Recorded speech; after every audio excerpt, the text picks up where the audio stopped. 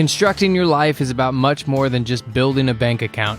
Each week, join real estate entrepreneur and mindset coach Austin Linney as he interviews guests who are constructing their dream lives and impacting the world around them on a daily basis. If you're an entrepreneur or wanting to start a business, or you just want to hear motivating stories of how others have overcome the odds, you are in the right place. And now for your host, Austin Linney. Guys, welcome back to Construct Your Life. This is Austin Linney here, and I have the honor of having Mr. Yosef Lee here. How are you doing, sir? Good. How are you? Thank you, Austin, for having me on your show. This is very exciting. It's my pleasure. So, high-powered Superman attorney by day, multifamily investor, Facebook group manager by night, correct? Yes, that's what I do. So what I like to do with my guests is let them tell their story and start where they want to, and then we'll go from there. Okay, so a little bit of my background. I'll try to make it brief as possible. So I came to the US at the age of 18. Well, it was like a month shy of 18. And ever since just like other immigrants are doing, just working nonstop through the college and years, I had 10 different jobs. And finally, I decided to go to law school with the dream of being a cool, wealthy professional, right? That's some sort of my dream. So I became a lawyer after spending years of law school. But picture this. I was working full-time while I was going to law school. So I was working full-time from 9 to 6 as a paralegal in a law firm, which I became an attorney now. And but I had to cut 1 hour to make commuting time to go to school. So I worked on Saturday to make up 5 hours from each weekday, right? So for free. So I worked 6 days a week, taking night classes of law school for about 2 years.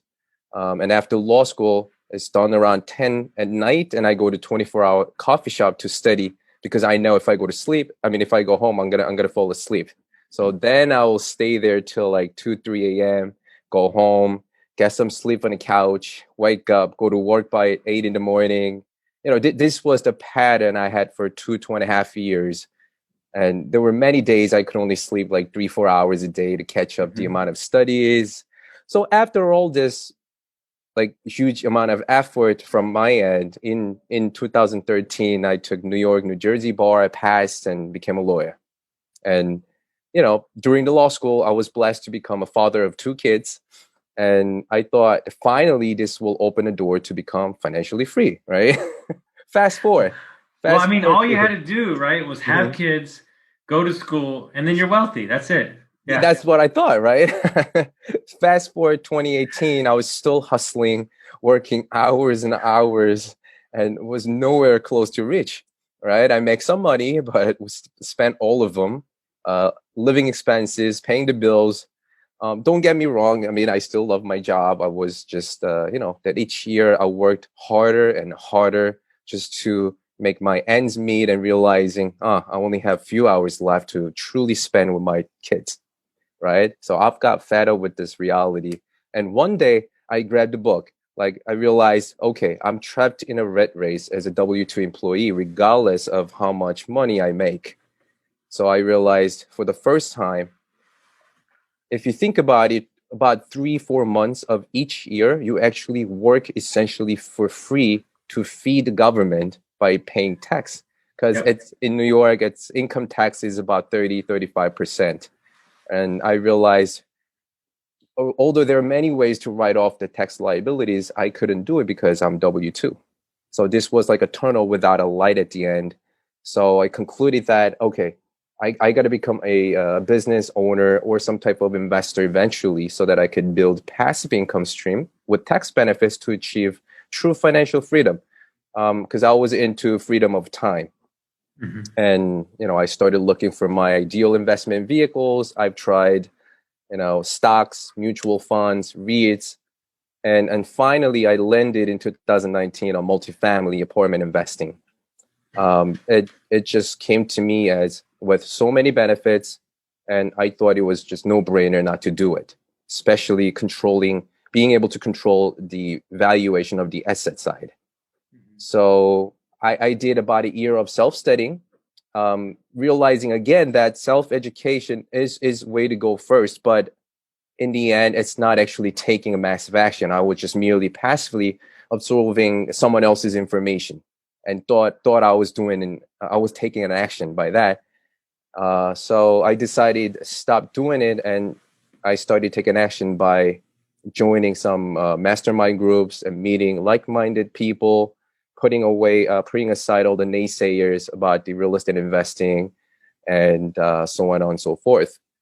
And 2020, I think late February or March, I joined a great group of people, Jake and Gino and MIH Mastermind, where I was able to surround myself with highly motivated, like-minded investors who are just go-getters, making it happeners. And again, fast forward, my goal was to close my first multifamily deal in 2020. Mm-hmm. I think I told you this when we met back in October. Mm-hmm. And finally, last month, I was able to close my first deal in the multifamily, which happened. Like I made my goal true, mm-hmm. right? Mm-hmm. So I was very, very glad. I was surprised by the fact that I was able to really do it. And when I didn't really have any commercial real estate experience, or not even single or duplex, I jumped straight into multifamily, and I was able to make it happen. So I think it could be a good example for those who are looking into come into multifamily. I could do it; they can do it. So here I am. No, I love that, and congrats on your first property. That's amazing, and we'll unpack that whole thing. But what's interesting to me is that how do you keep everything together? Like there's a lot that takes out of a lawyer, like knowing that you were going to take time studying, knowing that you were going to have to network with individuals. Like, how did you find the time? But more importantly, like, were you aware of the commitment that it was going to take in addition to your duties as a husband and a lawyer? Yes, I think I had to be more strategic to become more efficient and effective. In that sense, I had to make sure I could manage my time efficiently. And I asked my parents and my wife and kids for some time to set aside for this multifamily. In exchange, in return, I promised more focused quality time with them, maybe during the weekends. And so it's like a power play with them, right? Well, ultimately, what you did, though, what a lot of people don't do, is that you ask for what you need. Like you made it very clear. Instead of saying, "Well, this is what I'm going to do," and just deal with it, you said, "Look, this is what I want to do because I have this vision for our family, and then ultimately, by doing this, we're gonna, you're gonna even get more of my time eventually." Right, and more quality time. Yeah. Right. Yeah. No, it's amazing. And so, what would you tell the people out there that are in that corporate job or in that job where they're working those long hours? What would you tell them, to give them hope and like understand that, like, you just did close your first property, so it can happen. Okay. Yeah. So, I mean, I think first thing first, they need to realize that they're in a rat race, sort of, if they're W-2. Because a lot of times they don't realize that. They think they're killing their job, they're doing well, they're making a lot of money. That's good. However, I mean, they're still trapped, right? Because they paid high taxes, they don't have any passive income, everything is their active income. And they have to realize one day, what if something happens to them, right? What if something happens to you?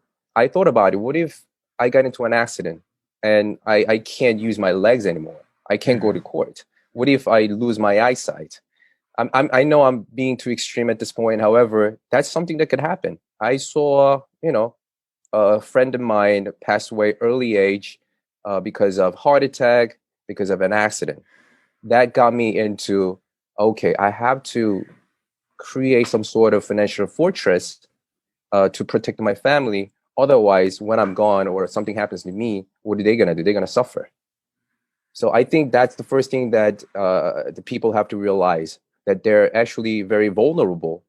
They just don't realize. And once they realize it, they have to make sure that they plan out something to get to financial freedom, because you can't just become an investor right away. They have to make sure they follow certain plans, they plan out and take in actions. So I think self-education comes into play that way. What's interesting to me, right? I've never understood this, and I'm not saying that yes, if you have a great job and you're making good money, I love it. But like just like you realize is that you can get the promotion and it can be 20, 30, 40 grand promotion and it feels great, but technically after taxes, you're probably only making like 20 grand or 15 grand. Like, yeah, that promotion might, and then more importantly, with the promotion, how much more time do they want of you? It's like the carrot and the stick, right? Right, right. So obviously they promote you to make you work harder and more, obviously. That's an extension of your time.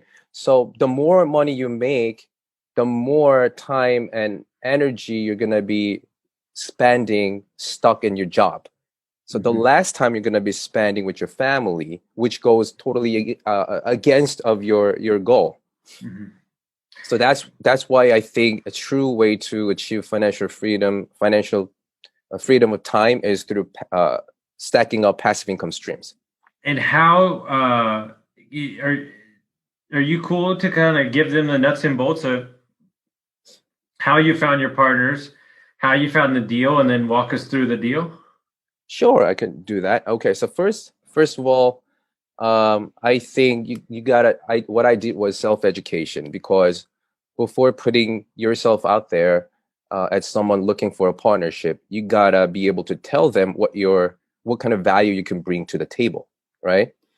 I hate when somebody comes to me and asks me, "Hey, I want to be a partner with you," and I could do anything you tell me to do. Now, okay, you're giving me more job now to figure it out. Like now, I gotta analyze who you are, and I gotta spend my time to think what kind of work I could give to you, right?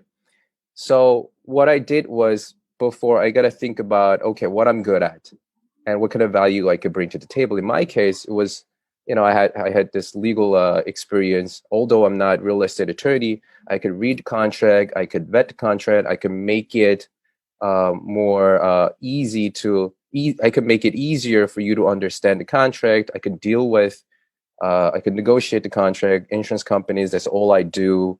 And, when we scale the business, I could help scale up the business side because I'm business savvy as well. And that's something that I could put out as a value adding. And then I asked them, since I'm out of state investors, I need someone who could be my boots on the ground as a point person, and also someone who can help me to raise the capital. So first thing, you got to know what dream team you're going to have, and then what role you can take. And then you put yourself out there looking for the other pieces of the puzzle. I think that's the first thing. Yeah, and I think ultimately what people have to understand is like the information is available. So when you get in front of somebody, right, that's maybe more skilled or farther along than you have, like it would be beneficial if you were to do some homework on your own so you could ask some questions and really value kind of just like hone in on the getting the most value out of said conversation. Which is true. A lot of times you don't know what you don't know, and you just come and ask very basic questions, which is okay. But then that tells me that, okay, this guy didn't do his homework, right? He could have just easily typed something on Google and at least find out some basic stuffs and construct your question in a more meaningful way to get engaged in a better conversation. No, But by yeah, yeah, by just asking me that question, it kind of totally turned me off. no, 100%. Like I did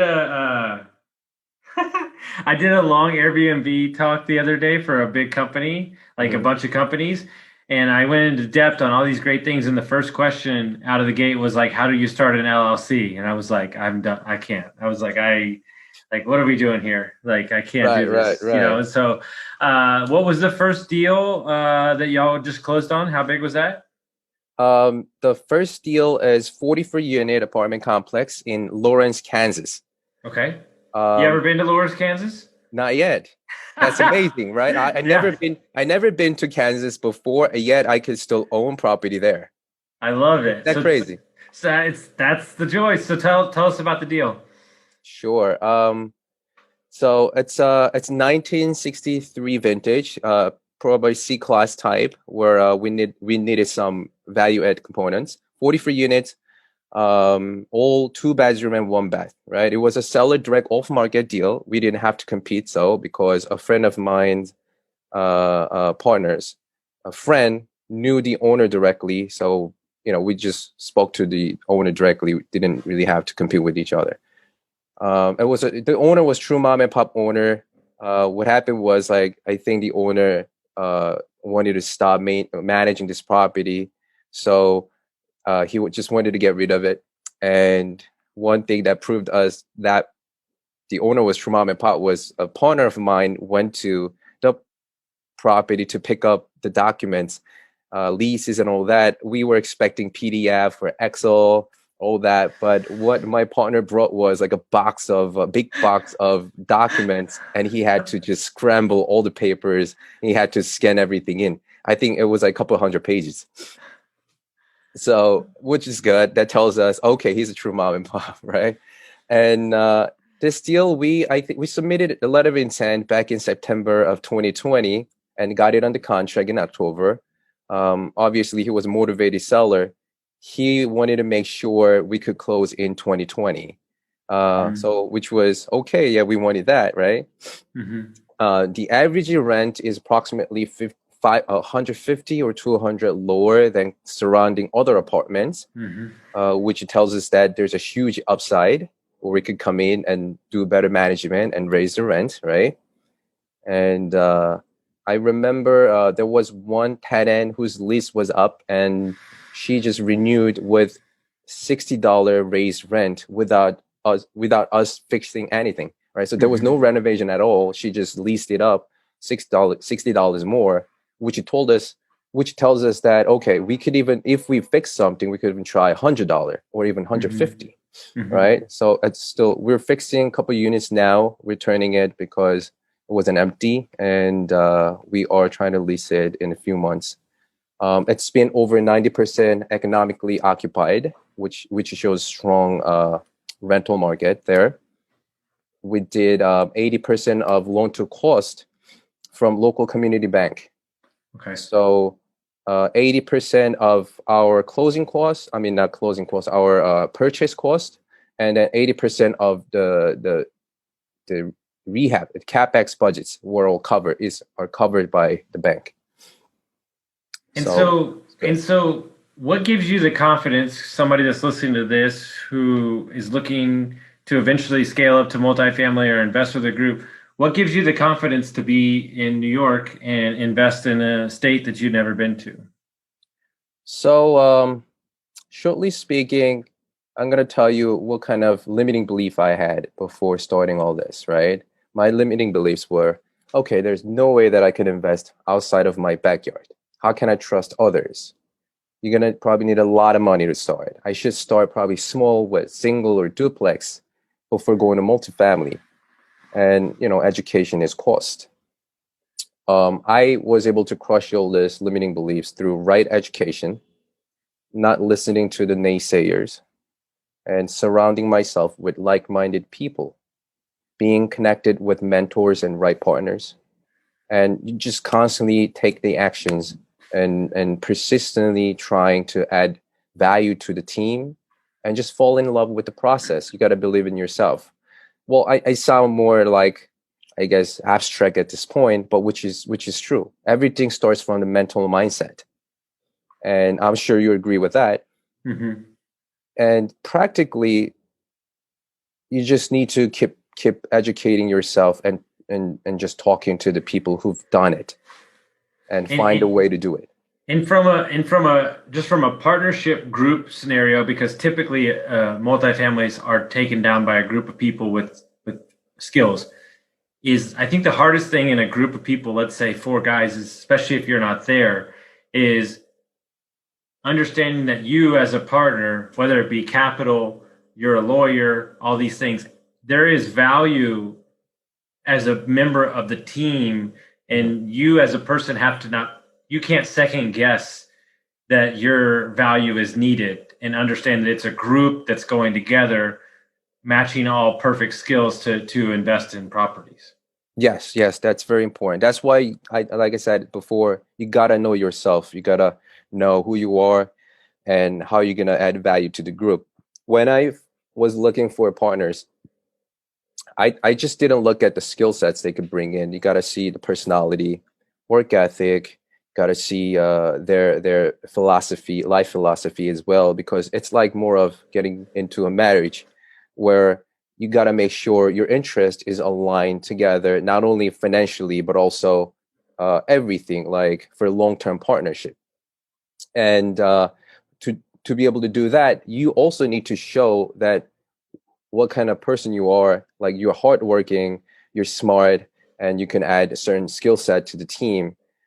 And when I look at a good team in multifamily investing sector, I see a team that's comprised of, like I said, capital raiser, someone who could bring the deal to the table, who's good at finding it and underwriting it. And I think legal skill set is one thing too, business savvy, and who has some experience that can oversee the entire process. So you gotta always have to have somebody who has a little more experience than you, who has done the job before. Otherwise, if everyone is newbie, you're not gonna be taken seriously by the lenders and brokers, right? So you gotta have somebody in Yeah. the team. So Well, those are, go ahead. well, no, what's interesting about multifamily, and this is where people get it twisted, it's not always about the price. Can Oh, you it's not. close the deal? What does your team look like? And when you become a team that can close, people notice and start giving you more deals. And that's really what it's about in multifamily.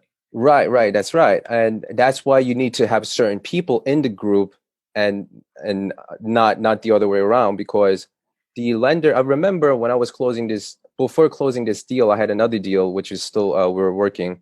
There the lender told me, "Okay, so who has done this syndication before in your team?" That was the question.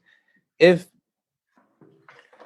if I had like millions and millions of dollars, and if my partner is a killer underwriter, and another partner is a boots on the ground, but if we had done any deal before, we're done. Like the lender is not going to consider us. So we had to we have to be able to tell them, oh yeah, so and so my team has done syndication before. Okay, checked. Okay, Yeah. next. Who's going to be taking care of the balance sheet, right? Who's the net worth guy here? Oh, I have so and so who can take care of that. It's a key partner, right? So every component you gotta understand who's needed in the team, and be able to collect that pieces of puzzles to picture the entire painting. I haven't told this story before, but we put an offer on 134 units right before COVID. The guy was asking too much. We tried, but I met with the broker who had been in the business like 20 years.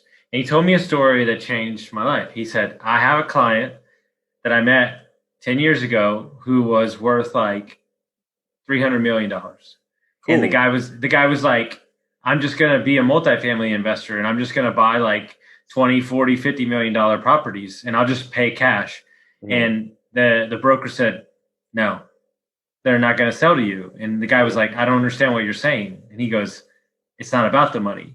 He said, we have to systematically put you in the room with these people and polish up your portfolio and your track record. And over time, we'll start with B's and C's, and then we'll build you up, because he wanted to buy double A's. And he mhm, said, no, that doesn't work that way. He said, we've got to polish you up. And so over a 7-year period, they bought stuff on purpose, fixed it up, and created this track record. And then he was eventually ready to buy a $42 million piece of property. And it was very crazy to me that that's how it works in multifamily. It made me think that like that's what it's about. Yes, it's a relationship business. It's not only about your being able to buy it. It's not about purchase power. It's all about relationship and No, building a team.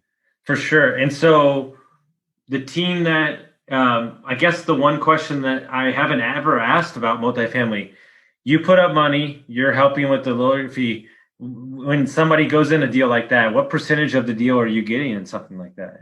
So are you specifically I mean, asking like like what I'm trying to understand is for somebody that's listening to this, I want Mhm, to invest in multifamily. I know I've got to put up some money or my time or whatever, but how mhm. does it like do you get 50% of the deal? Do you have 70% of the deal? Like how does that work? Okay, so let me make it simplified. So there are two different types of deal structure. One is called syndication, and the other is called joint venture.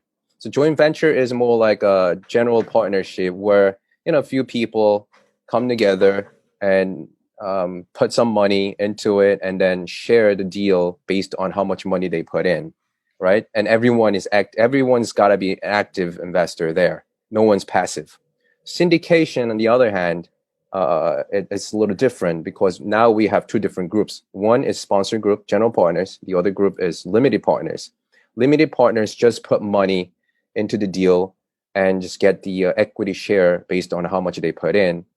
Sponsor group GPs usually vet the deal and find the deal, make sure the deal is good enough by inspecting the deal and put earnest money deposit into it, risk money, right? And then Mhm. make sure the deal is good enough, then bring it to the limited partners. So what they usually do is they suggest either 80-20% split or 30-70% split between the LPs and GPs.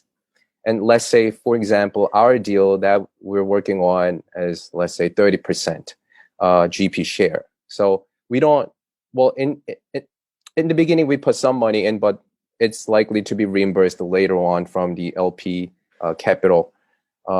So purely just that standpoint, we get 30% of the deal profit share just by being a GP and LP and putting all this together. And 70% goes to the LPs. And the GP group will usually, they charge acquisition fee of 1% or 2, sometimes 3%. And then there will be yearly, that's one time payment, by the way. And yearly, there will be a management fee, 1 or 2 or 3%. But again, this is all based on who's agreeing to what. If LP is agreeing to that, they will come in and invest, right? Mhm. So after excluding all that, bottom line, we tell LP, limited partners, after all these expenses, this is the projected cash and cash return that we could confidently present to you. And if they like the numbers, that's when they come in and invest with us. I love that. And so ultimately, you close this deal. You get to quit your lawyer job. You move to Hawaii. You're retired from one deal, right? Well, ironically not, because I am willing to shrink my lawyering job, but I'm not gonna give up on it because I just love the way I work here, And right? it And allows you the access to put money in more deals. that's true. So here's the thing. If you're really after passive income only, you're gonna be just doing LPs, right? Because think about it, general partners, sponsor groups, that's active income. It's not passive income. Mhm. So if I am truly just after financial freedom side, I will just have to keep making money and shove that into an LP portion for passive income. However, I don't want to do it. Why? Because I'm not just after money, but also after control. I Mhm. love control the things. So that's why I am so attracted to GP side, where you could start the process and move things, make sure everybody is in the right place, connecting the dots, and completing the whole picture. That's the And process that I love. and ultimately, what people don't understand, right? We're working on a big deal right now where I would get ownership in the deal, but Hmm. I'm not putting any money in. And it's a great project, and I want to do it forever. But what I'm saying is, I'm going to learn from the inside out. Hmm. My company's going to run it, my Airbnb company. I get ownership. There's a couple different ways I can make money, but here's the kicker, and this is what they don't tell you. Perception is reality. Oh And if yeah.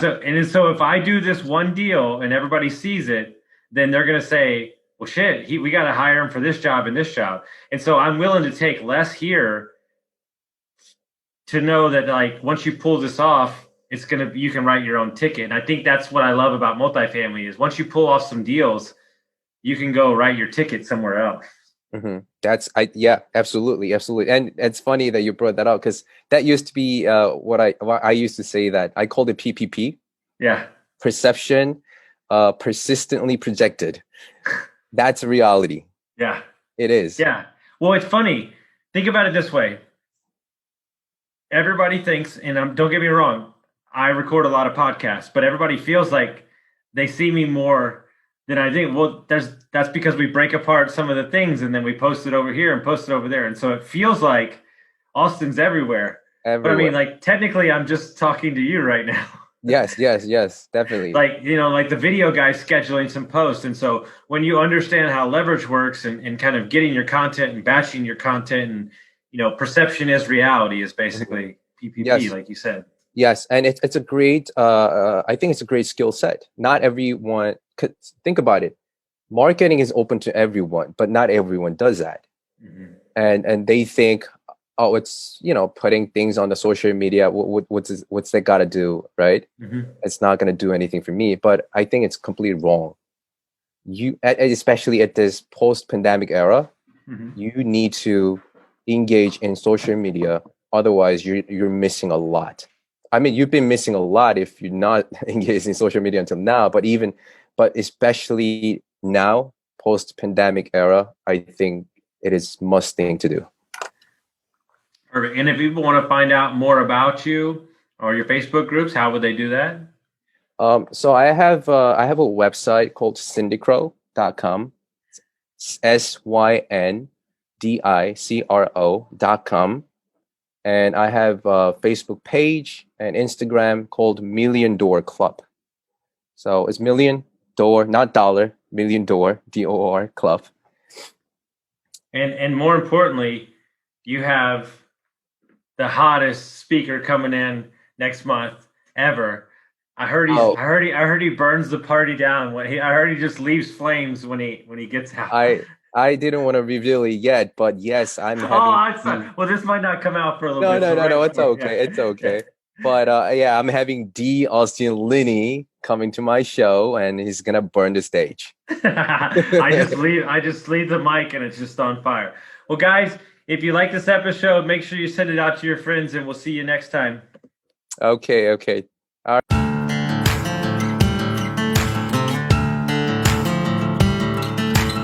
Thank you for listening to Construct Your Life with Austin Linney. If you enjoyed this episode, be sure to rate, review, subscribe, and pay it forward by sharing with a friend. Most importantly, take this opportunity to start constructing your life by taking immediate action on what you learned. For show notes, resources, and more information on one-on-one coaching with Austin, visit constructyourlifepodcast.com.